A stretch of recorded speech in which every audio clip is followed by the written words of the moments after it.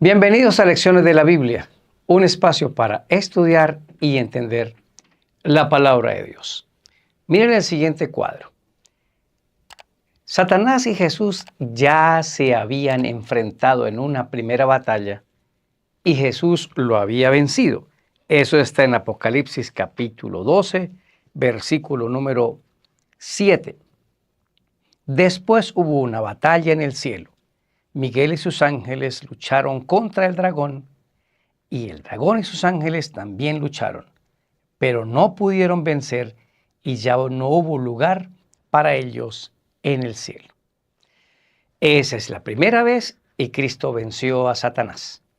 Ahora se encuentran en una segunda ocasión, cara a cara, en el desierto, con un Jesús hambriento.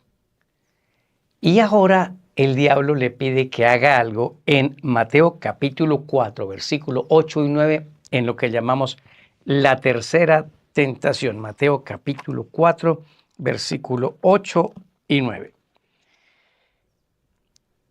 De nuevo el diablo lo llevó a un monte muy alto y allí le mostró todos los reinos del mundo y sus riquezas y le dijo: todo esto te daré si te arrodillas delante de mí y me adoras. Dos poderes, el bien representado por Dios y el mal representado por el diablo. Dos reinos en pugna. Tiene que haber un vencedor y nosotros los seres humanos nos encontramos en medio de ese conflicto. ¿Cuál es la real razón de ese conflicto? ¿Por qué Satanás odia tanto a Jesús? ¿Cómo terminará esta guerra y qué esperanza tenemos para vencer? Bueno, estos serán los interrogantes que en la lección de esta semana vamos a intentar resolver con la ayuda de Dios y con el apoyo de su palabra. Lecciones de la Biblia. A continuación. Vamos a continuar con una oración. Señor precioso, queremos suplicarte tu dirección sobre los conceptos que vamos a compartir. Gracias por llenarnos de esperanza. Tú ganarás. Tú siempre triunfas. Pero entender qué es este conflicto cósmico nos va a ayudar. En el nombre de Jesús. Amén. Bueno, vamos a enviar hoy la herramienta completa, el libro completo del juicio investigador. Es importante que usted lo lea. Cómprelo, es bueno que usted lo consiga en una librería adventista. Pregúntele, el juicio investigador de Marvin Moore. Es un gran libro, cómprelo, subráyelo.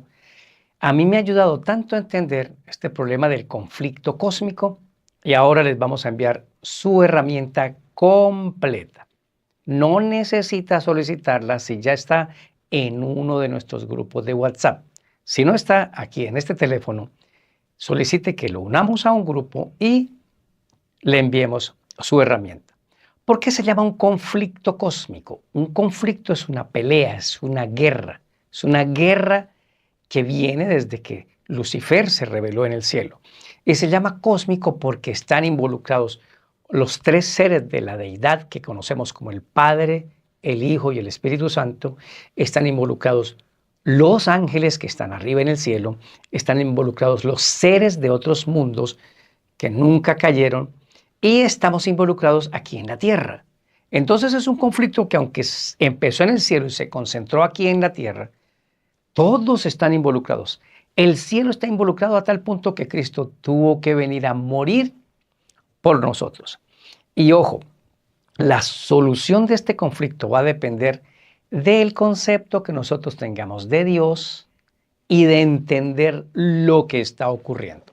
Nuestro versículo de memoria está en Génesis capítulo 3, versículo 15.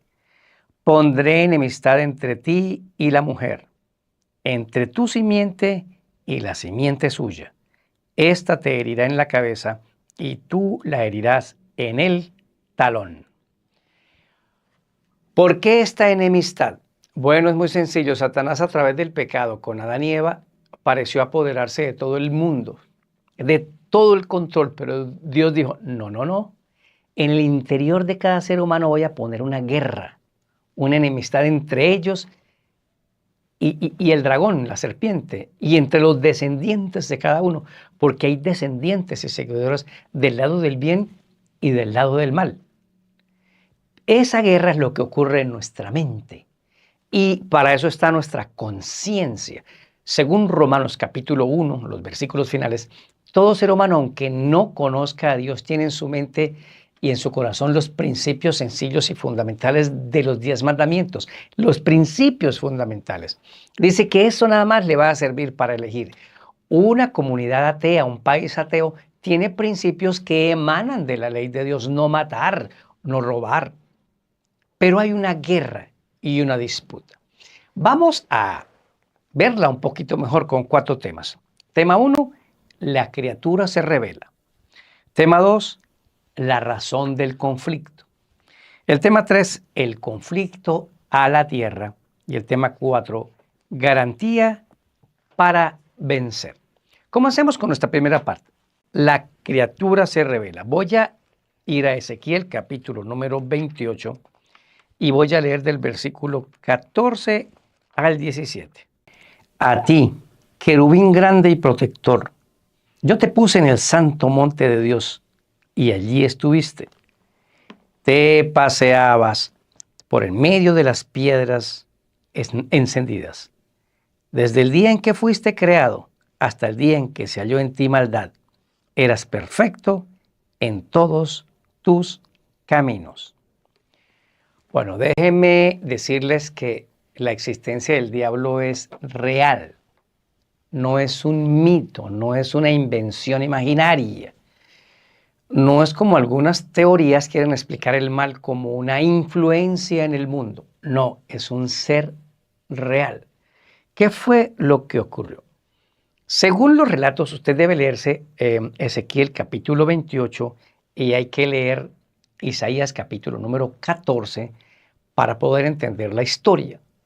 Dios crea un ser precioso, hermoso, inteligente y perfecto, llamado Lucifer. La misma Biblia se refiere a él como el lucero de la mañana. De ahí viene la palabra Lucifer, lucero de la mañana. Y un lucero no es superior al sol. Entonces aquí estamos hablando de la rebelión de una criatura que es inferior a Dios, cuyo poder es inferior a Dios, que se rebela contra el Creador, contra el Dios. No estamos hablando de una guerra de poder. Eso está supremamente claro. Dios es más poderoso que la criatura, que Lucifer. Así que eso no está en discusión, pero es una criatura que decide rebelarse. Eras perfecto hasta que se halló en ti maldad. Esta no es una guerra entre poderes iguales. No, Dios es superior. Están enfrentados, pero el poderoso es Dios y no la criatura. ¿Qué lo llevó a esta circunstancia? Es muy complicado entender el asunto, porque si yo digo, bueno, ¿por qué un ser perfecto lo hace? ¿Por qué en la misma presencia de Dios? Se le denomina querubín protector, cubridor. Era el asistente más cercano a Dios. ¿Y pecó? Eso no lo puede explicar nadie. Sería como justificar el pecado. Pero sí hay algunas evidencias de que fue lo que pasó. ¿Qué lo llevó a esta situación? El orgullo. Vamos a leer el versículo número 17. Era tanta tu hermosura que tu corazón se envaneció. Por causa de tu esplendor corrompiste tu sabiduría. Por eso yo te haré rodar por tierra y te expondré al ridículo delante de los reyes. El orgullo. Entre más talento tenemos, entre más dinero tenemos, entre más cosas nos eleven el ego, más peligrosos somos. Hemos de ir a Cristo para que nos baje la humildad. Miren el caso de Pablo: Señor, sáneme. No lo voy a sanar, le voy a dar poder para resistir. Y Pablo dice, es por la grandeza que yo tengo, para que eso no se suba, para que Dios me mantenga en el nivel. Pero a Satanás, a Lucifer, El orgullo se creyó superior a Dios, envidió la posesión de Cristo, envidió la posesión de Dios el Padre. Y vamos a entender que esta rebelión no es cualquier rebelión. Lea Juan 8:44, lo vamos a ver durante la semana. Fue una pelea cuerpo a cuerpo, esto fue más que mental, que una guerra espiritual, porque en Juan 8:44 dice, Él es homicida desde el principio, y el principio está refiriéndose al momento de la rebelión. Satanás quiso matar a Dios, a los seres celestiales. Pero aquí hay algo bien interesante. Aunque la criatura se rebele, es inferior a Dios, tiene un fin, Dios lo va a vencer. Hay algunas razones por las cuales Dios no lo exterminó de una vez. Hubiera quedado en la mente de los ángeles y de los seres celestiales la duda de un Dios tirano y de ahí en adelante le hubieran obedecido por puro miedo. ¡Pah! Destruido Satanás. Más adelante iba a surgir otra rebelión, es lo más seguro, porque Dios quiere nuestra obediencia por amor. Pero miren el fin. Tiene fin esta criatura. Versículo número 19. Todos los pueblos que te conocieron se sorprenderán al verte. Serás motivo de espanto y para siempre dejarás de existir. ¡Uy, qué bonito! ¡Qué bonito! Así que el primer punto es que una criatura se rebeló contra el Creador. Es todo un problema porque esto es abominable, que la criatura se rebele contra el Creador. Nos pasa a nosotros igual. Cuando yo me voy de casa sin orar, sin estudiar la palabra, estoy diciendo, yo no dependo de usted. Yo soy superior a usted, Dios mío. Usted es el que tiene que buscarme, no yo a usted. Cuidado, cuidemos este punto. Jamás nos vayamos de casa a nada sin haber tenido comunión con el Creador. No se nos olvide, nosotros somos la criatura. Satanás es una criatura que se rebeló y que pronto va a tener su fin, y Dios es más poderoso, y esta es una guerra entre poderes desiguales, porque Dios es más poderoso. Vamos al punto número 2, la razón del conflicto. Vamos a Ezequiel 28, voy a leer el versículo 2, el 6 y el 9. Versículo 2. Hijo de hombre, dile de mi parte al príncipe de Tiro, yo el Señor digo, y Dios, te digo que te has envanecido. En tu corazón crees que eres un Dios y que tú tienes tu trono en medio de los mares. En tu corazón actúas y piensas como si fueras un Dios, aunque no eres un Dios, sino una criatura o un hombre. Leo el versículo 6. Por lo tanto, yo, el Señor y Dios, te digo, puesto que en tu corazón te crees un Dios, yo voy a traer contigo gente extraña. Otra vez repite la razón. En el versículo número 9, ¿acaso piensas defenderte ante el que te mate y decirle que tú eres un Dios? Bueno, hay que hacer una claridad. En Ezequiel 28 y en Isaías 14 se le da el nombre a Lucifer como un rey de la tierra. En Ezequiel 28, rey de Tiro, y en Isaías 14, el rey de Babilonia. ¿Por qué? Porque esos dos reyes, el de Tiro y el de Babilonia, que era Nabucodonosor, estaban emulando, copiando, viviendo lo mismo que Lucifer, creyéndose un Dios. Por eso lo llama rey de Tiro y rey de Babilonia. Porque en la tierra, cuando no elegimos a Dios, copiamos hacer lo del diablo. ¿Cuál es la razón? Él quiere ser Dios. Él se cree un Dios. ¿Con qué fin? Para que lo adoren. Para que lo adoren. ¿Dónde está eso? Vamos a Isaías capítulo número 14, versículo número 13 y 14. ¿Cómo caíste del cielo, lucero de la mañana? ¿Cómo caíste por tierra tú que derrotabas a las naciones? Tú que decías en tu corazón, subiré al cielo por encima de las estrellas de Dios, y allí pondré mi trono. En el monte del testimonio me sentaré, en lo más remoto del norte. Subiré hasta las altas nubes y seré semejante al Altísimo. Bueno, ahí está la razón. Él quiere ser Dios para que lo adoren a Él. Yo quiero ser Dios para que ustedes me adoren. Y esa razón del conflicto, de la adoración, tiene que ver con el carácter de Dios. Si usted lee Mateo 4, 8 y 9, que ya leímos al principio, el diablo dice, bueno, yo te quité este mundo, ¿sí? Mira todos estos reinos, yo te los voy a devolver, solo tienes que arrodillarte y adorarme a mí.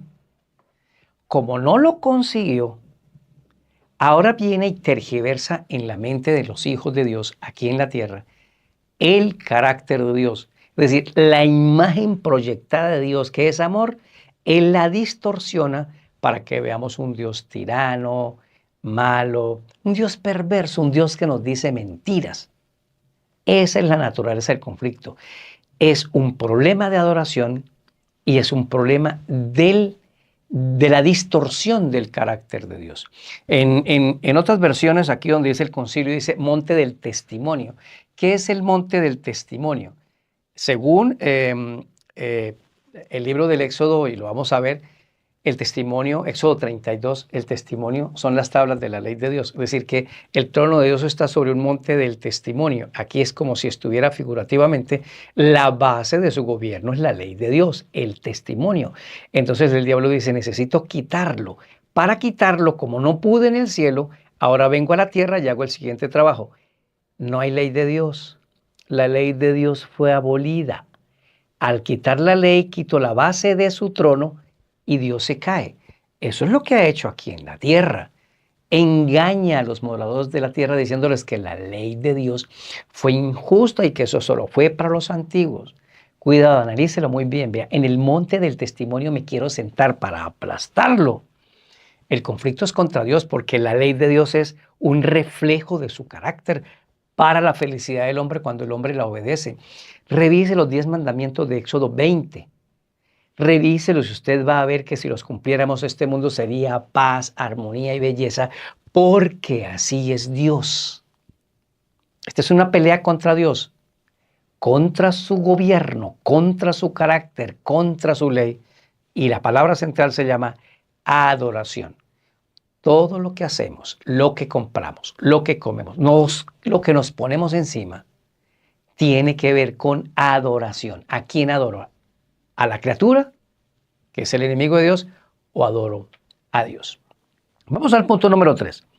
El conflicto a la tierra. Voy a leer de Apocalipsis capítulo número 12, el versículo número 12. Alégrense por esto, ustedes los cielos. Alégrense ustedes que los habitan.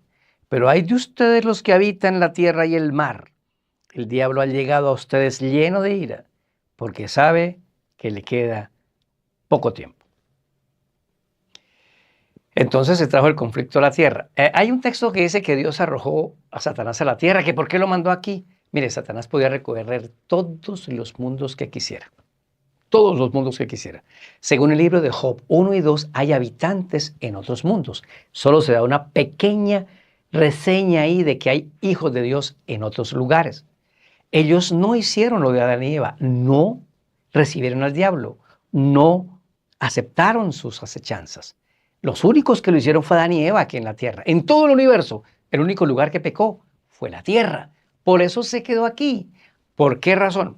Dios le da el dominio a Adán. Adán, dominarás la tierra, esto es del dominio tuyo. Yo te presto el dominio, mayordomía. Adán le dio el dominio al diablo cuando pecó. Pero también en Génesis 3:15 dice, no me has quitado todo el dominio. Hay una enemistad. Yo voy a reinar en los corazones que quieran elegirme a mí como rey. Ahora, quiero hacerles una pequeña síntesis de cómo trajo el problema aquí a la tierra.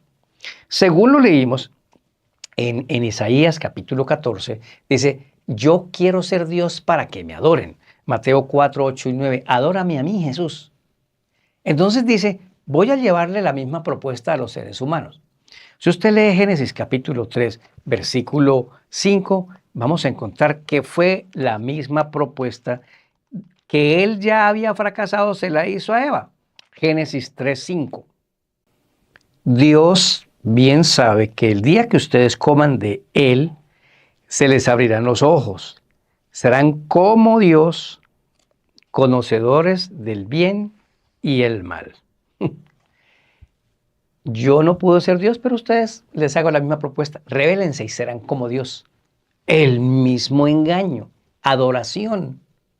Eso se repite en Esther 3, 2 y 5, cuando a Amán se le da un poder y todo el mundo lo tiene que adorar y Mardoqueo se resiste a no adorar y luego por no adorar viene una persecución.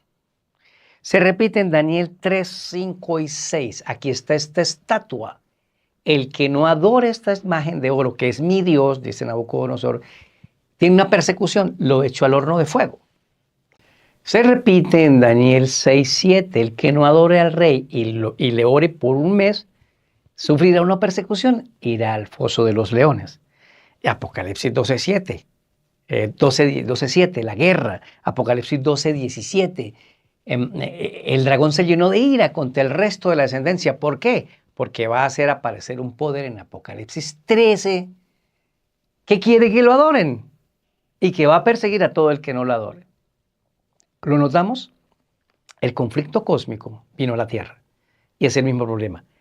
No adoren a Dios. Adoren otras cosas. El dinero, el trabajo, las falsas doctrinas. Adoren cualquier cosa que se interponga entre ustedes y Dios. En Apocalipsis 13 se nos dice que muy pronto, por no adorar en el día que el Señor ha destinado, el cuarto mandamiento, séptimo día de la semana sábado, sufrirán una persecución por no adorar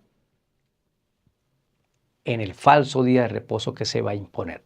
Esto nos trae una reflexión supremamente interesante. ¿Qué estamos adorando hoy? Y lo repito, cuando no salimos de casa sin haber orado y estudiado la palabra y estos temas, con este folleto que estudia la palabra, ya empecé mal, empecé adorando al otro ser malvado. Vamos al punto número 4. Garantía para vencer. Noten que cuando el mal vino a la tierra, el diablo trajo dolor, muerte, sufrimiento. Nosotros quedamos en el medio y ese sufrimiento, él le echa la culpa a Dios. ¿Por qué Dios permitiste? ¿Por qué Dios me quitaste este hijo? ¿Por qué tal cosa? Dios termina teniendo la culpa. Pero ese conflicto cósmico ya lo ganó el Señor Jesús en la cruz. La garantía es que nosotros también podemos vencer aquí. Quiero leer de Hebreos capítulo 4, el versículo 14 y 15. Por lo tanto, y ya que en Jesús, el Hijo de Dios, tenemos un gran sumo sacerdote que traspasó los cielos, retengamos nuestra profesión de fe. Porque no tenemos un sumo sacerdote que no pueda compadecerse de nuestras debilidades, sino uno que fue tentado en todo, de la misma manera que nosotros, aunque sin pecado. La pregunta no es ¿cuándo vamos a dejar de pecar? Si mañana, pasado mañana o cuando venga la última generación. Esa no es la pregunta correcta. La pregunta correcta es ¿podemos dejar de pecar aquí en la tierra? La respuesta, sí. Jesús, como un ser humano sin su propio poder, solo dependiendo de Dios, venció al pecado en todo. Por supuesto que las tentaciones de Cristo no fueron iguales a las mías. Cristo fue tentado en un nivel superior. Yo no tengo poder para destruir gente con un rayo. Cristo sí. Yo no tengo el poder para hacer milagros y convertir piedras en pan. Cristo sí. Hay tentaciones que no, en la forma como nos tientan a los seres humanos, pues no les llegaron a Cristo, pero fue tentado, dice, en todo lo que nosotros podamos ser tentados. El día viernes vamos a explicar eso de las 3 tentaciones y por qué el diablo solo le hizo 3. Porque en 3 resumió absolutamente todas. La pregunta es, ¿podemos dejar de pecar aquí? Sí, Enoc. ¿Sí lo vieron? Enoc se lo llevó Dios. Jesús es otro ejemplo. Cada ser humano debemos tomar la decisión de dejar de pecar. Deberíamos decirle hoy, Señor, yo hoy decido dejar de pecar, porque es una decisión que no hemos tomado. Es que yo soy débil y que algún día... No. Hay que orar, Señor, hoy decido dejar de pecar. Ayúdeme, yo no puedo. Ayúdeme. La victoria está garantizada en el versículo número 16 de Hebreos 4. Por tanto, acerquémonos confiadamente al trono de la gracia para alcanzar misericordia y hallar gracia para cuando necesitemos ayuda. Qué bueno que este conflicto cósmico lo va ganando el Señor. Lo va a ganar el Señor porque es superior. Y todos los que querramos refugiarnos en Él, obtenemos la victoria para vida eterna. Soy Daniel Herrera y deseo para todos un día lleno de bendiciones.